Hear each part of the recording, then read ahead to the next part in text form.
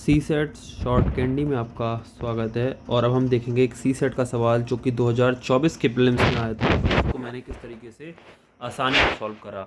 Question 6 तभी हम देखेंगे। तो उसमें दिया हुआ है in the expression this star is chosen from plus minus and multiply each at most 2 times. What is the smallest non-negative value of the expression? Leave it the question. सबसे पहले मैं पकड़नी है सबसे छोटी वैल्यू यहाँ कहाँ है। तो smallest non negative value is zero. तो हम पहले चेक करेंगे जीरो। देखो हमेशा आपको देखना है जो पूछा है उसकी तरफ से जाओ। अगर लार्जेस्ट पूछता तो मैं 3 की तरफ से शुरू करता, स्मॉलेस्ट पूछा है तो मैं जीरो की तरफ से जाऊँगा, क्योंकि अगर जीरो सेटिस्फाई हो गया तो मुझे तीनों देखने ही नहीं है, मेरा क्वेश्चन खत्म। अगर जीरो नहीं होता है तो 1 पे चेक करूँगा, अगर 1 सेटिस्फाई हो गया तो मुझे देखना नहीं है, तो इससे सवाल शॉर्ट हो जाता है हमारा। तो हम चेक करते हैं फटाफट। देखो मैंने लिखा 5 स्टार 4 स्टार 3 स्टार 2 स्टार 1। ठीक, अब मैं सोचता हूँ उसको सबसे छोटा कैसे बनाऊँ।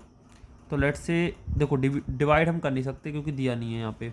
मल्टीप्लाई करने पे बड़ा ही नंबर आएगा, तो मल्टीप्लिकेशन से अवॉइड करेंगे। प्लस करने से वैल्यू बढ़ेगी, हमें छोटी करनी है, तो हम करेंगे -4 -3।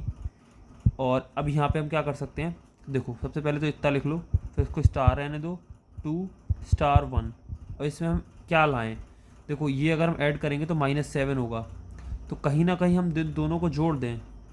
अगर हम इन दोनों को जोड़ देते हैं और हमें पता है कि मल्टीप्लिकेशन पहले आता है, बोर्ड मास का रूल है, तो अब मुझे कुछ कुछ आइडिया लग रहा है कि अगर मैं इसकी जगह पे 5 -4 -3 और मैं यहाँ पे जो 7 आएगा अगर मैं इसमें +2 कर दूँ और इंटू 1 कर दूँ, इससे हमारी वैल्यू बढ़ेगी नहीं। अगर मैं यहाँ प्लस यूज़ करता हूँ तो ये वैल्यू बढ़ जाएगी, तो मुझे वैल्यू बढ़ानी नहीं है। और मैं माइनस यूज़ कर नहीं सकता क्योंकि मैंने 2 माइनस ऑलरेडी यूज़ कर लिए हैं, तो मेरे पास मल्टीप्लिकेशन अकेला बचता है। तो आप समझ गए होगे मैंने मल्टीप्लिकेशन क्यों यूज़ करा, मुझे वैल्यू घटानी थी।